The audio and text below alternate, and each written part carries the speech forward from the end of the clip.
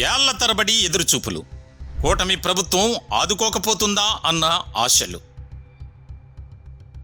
ఎన్నో విన్నపాలు, ఆందోళనలు, కలవని అధికారులు లేరు, మొక్కని నాయకులు లేరు.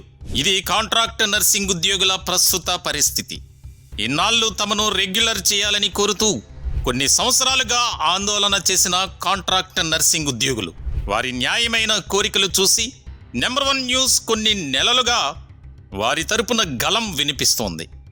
నెంబర్ 1 న్యూస్ CMD మంచాల సాయి సుధాకర్ నాయుడు వైద్య ఆరోగ్య శాఖ మంత్రి సత్యకుమార్ యాదవ్కు స్వయంగా వినతి పత్రాన్ని అందజేశారు.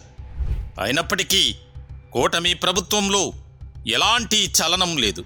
ఇప్పుడు వైద్య శాఖలో ఉన్న అనేక విభాగాల కాంట్రాక్టు ఉద్యోగులతో కలిసి జేఏసీగా ఏర్పడ్డారు. కూటమి ప్రభుత్వంతో తుది పోరుకు సిద్ధమవుతున్నారు. తాడో పేడో తేల్చుకునేందుకు రంగం సిద్ధం చేస్తున్నారు.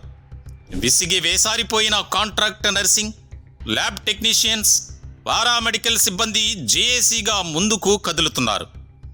కాంట్రాక్ట్ నర్సింగ్ ఉద్యోగుల జేఏసీకి సంఘీభావంగా ఇక సమరమే.